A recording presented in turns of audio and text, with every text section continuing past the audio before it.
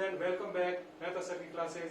हमारा जो टॉपिक चल रहा था ज्योमेट्री, उसका फोर्थ पार्ट आज हम लेंगे वृत्त, जिसको हम कहते हैं सर्किल।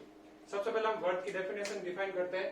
क्या होता है वृत्त? Set of all point equal distance from A point, यानी एक निश्चित दूरी से, एक निश्चित दूरी, जैसे यहाँ पे ओ एक निश्चित दूरी से, परिधि के बीच में निश्चित दूरी और समान दूरी क्या कहलाती है? एक वृत्त कहलाती है। या आप इसको ऐसे डिफाइन कर सकते हैं, अ round shape like a ring, a round shape like a ring, यानी एक गोल आकृति जो एक रिंग की तरह हो, वो क्या कहलाती है? वृत्त। या एक ऐसा वृत्त, एक ऐसी गोल आकृति होती है जो केंद्र से परिधि तक समान दूरी निश्चित होती है। जैसे यहाँ से O, OP, O Q, O R, O S, O T और ओ यू, ये समान दूरी पर है। अब हम वर्ड की कुछ डेफिनेशन या पॉइंट को हम डिस्कस करते हैं। सबसे पहले हम बात करते हैं रेडियस की। रेडियस क्या होती है? रेडियस होती है केंद्र से परिधि की, यानी केंद्र से सर्कमफ्रेंस की दूरी क्या कहलाती है? रेडियस। इसको हम कह सकते हैं आर। जैसे यहाँ पे हम लिखा रेडियस, तो ये इस वर्ड में रेडियस क्या है? ये रहा वर्ड का केंद्र, केंद्र से परिधि तक की दूरी क्या कहलाती है? रेडियस। क्या कहलाती है?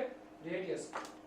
जैसे ओबी यहाँ पे क्या है? रेडियस है, और ओपी की यहाँ पे रेडियस है।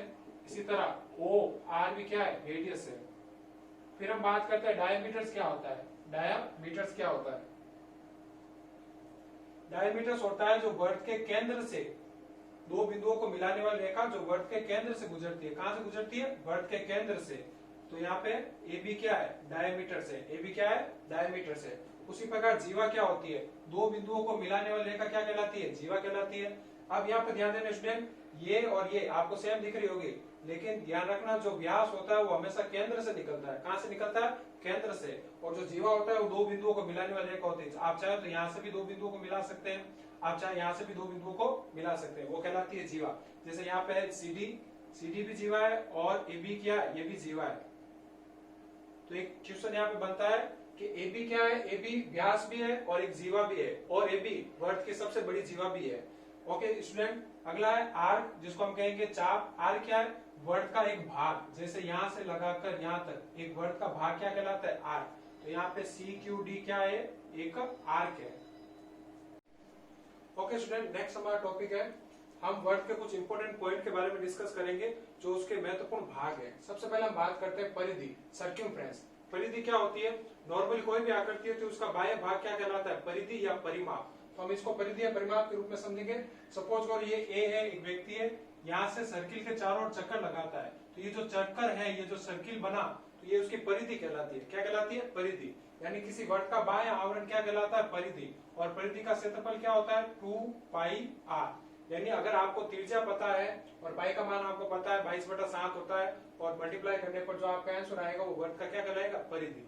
उसके बाद हम बात करते हैं वर्तखंड, सेगमेंट। वर्तखंड क्या होता है?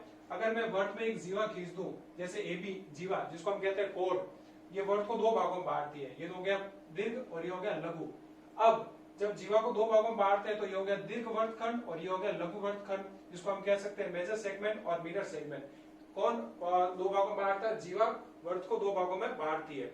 व्यास हमने पढ़ा था, व्यास भी वर्त को दो भागों में बांटता है, और वो सबसे बड़ी जीवा होती है। अगला हमारा त्रिज्याखंड। इसी प्रकार एक केंद्र से दो त्रिज्या, जैसे पी और क्यू, ये क्या करती है? वर्त को भी दो भागों में बांट रही है। त्रिज्याखंड भी वर्त को दो भागों में बांट रही है। तो ये हो गई दीर्घ त्रिज्याखंड और ये हो गई लघु त्रिज्याखंड। दीर्घ त्रिज्याखंड को हम कह सकते हैं मेजर सेक्टर, और इसको हम कह सकते हैं माइनर सेक्टर। इसके बाद हम बात करते हैं स्पर्श रेखा, ट्रेजेंट। क्या होती है स्पर्श रेखा? जैसे एक वर्त में एक रेखा स्पर्श करती है, किसी एक भाग को स्पर्श करती है, तो वो एक स्पर्श रेखा कहलाती है। जैसे यहाँ पे एल क्या है? स्पर्श रेखा, और जहाँ पे स्पर्श कर रही है वो है स्पर्श बिंदु। यहाँ पे एम क्या है? स्पर्श बिंदु। उसके बाद हम बात करते हैं, पांचवा है सकेंद्रीय वर्त, कंसेंट्रिक सर्किल। क्या होता है सकेंद्रीय वर्त? दो वर्त जिनका केंद्र बिंदु एक ही हो, दो वर्त जिनका केंद्र बिंदु एक ही हो, लेकिन त्रिज्या अलग अलग हो। जैसे यहाँ पे आपको दो वर्त दिख रहे हैं, इसका केंद्र बिंदु वो एक ही है, लेकिन त्रिज्या R1 और R2 दोनों अलग अलग है। यहाँ पे OP R1 है और ये OQ R2। तो ये तो हो गया अंतर्वर्त, ये हो गया बाह्य वर्त, इंटीरियर सर्किल और एक्सटीरियर सर्किल। ओके स्टूडेंट, अब हम कुछ महत्वपूर्ण बिंदु यानी इंपोर्टेंट पॉइंट के बारे में बात करते हैं। यानी सर्कल में कुछ इंपोर्टेंट पॉइंट है जिसपे सवाल बनते हैं। फॉर एग्जांपल यहाँ पे देखो, जैसे हमने एक व्यास पे यानी डायमीटर्स पर कुछ कोण बनाए हैं, तो ध्यान रखना स्टूडेंट, ये फैक्ट है, या बुक में आप पढ़ोगे तो ध्यान रखना, डायमीटर्स पर बने कोण आपस में क्या होते हैं? समकोण होते हैं। क्या होते हैं? समकोण। इक्वेशन आ चुका है। तो डायमीटर्स पे जितने भी कोण बनेंगे, चाहे 1 हो, 2 हो, 3 हो, सब आपस में समकोण होंगे यानी 90 डिग्री होंगे।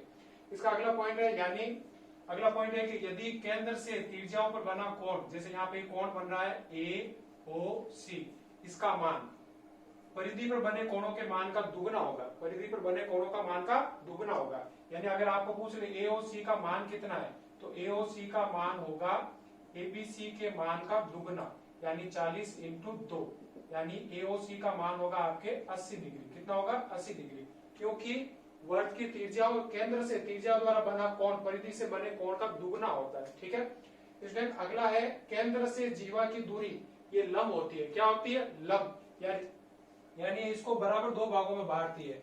ओपी, यहाँ पे जो ओपी है वो एपी और एबी बराबर दो भागों में बांट रही है, यानी एपी बराबर है पीबी के, यानी केंद्र से जीवा पर खींची गई दूरी जीवा को दो भागों में बांटती है। उसके बाद हम बात करते हैं जो हमने पहले पढ़ा था कि जो वर्त होता है उसका जो व्यास है वो वर्त को दो भागों में बांटता है, दीर्घ वर्त और लघु वर्त। अब यहाँ पे हमें ये सीखना है कि जो व्यास होता है वो त्रिज्या का क्या होता है? दुगना। यानी अगर आपको AB का मान ज्ञात करना है और आपको ये वाला मान दिया हुआ है, तो AB का मान 2 इंटू OB होता है, यानी व्यास हमेशा त्रिज्या की क्या होती है? दुगनी। इसका सिंपल सा फॉर्मूला है कि D बराबर 2R होता है, D बराबर 2R। एक सवाल ये भी बनता है कि वर्त पर कितने व्यास और कितनी त्रिज्या होती है, तो इसका आंसर है अनंत। वर्त पर कितने भी व्यास और त्रिज्या बना सकते हैं। ओके स्टूडेंट, अब तक हमने क्या पढ़ा? सबसे पहले वर्त की डेफिनेशन पढ़ी, उसके बाद में हमने उसके बहुत से पॉइंटों के बारे में डिस्कस किया। जैसे हमने सबसे पहले त्रिज्या पढ़ी, उसके बाद हमने डायमीटर्स के बारे में पढ़ा, उसके बाद हमने कोड यानी जीवा के बारे में पढ़ा, उसके बाद आर के बारे में पढ़ा, उसके बाद दीर्घ वर्तखंड लघु वर्तखंड के बारे में पढ़ा, उसके बाद दीर्घ त्रिज्याखंड और लघु त्रिज्याखंड के बारे में पढ़ा। इसी प्रकार हमने कुछ महत्वपूर्ण इंपोर्टेंट पॉइंट डिस्कस किए। तो अब तक हमने जो भी इंपोर्टेंट पॉइंट डिस्कस किए ये सब द्विविम में आकृति है, यानी 2D डायमीटर्स है। इसके बाद नेक्स्ट वीडियो में हम 3D आकृतियों के बारे में बात करेंगे, यानी घन, घनाभ, बेलन के बारे में बात करेंगे। तब तक के लिए हमारे वीडियो को देखते रहिए और लाइक कीजिए।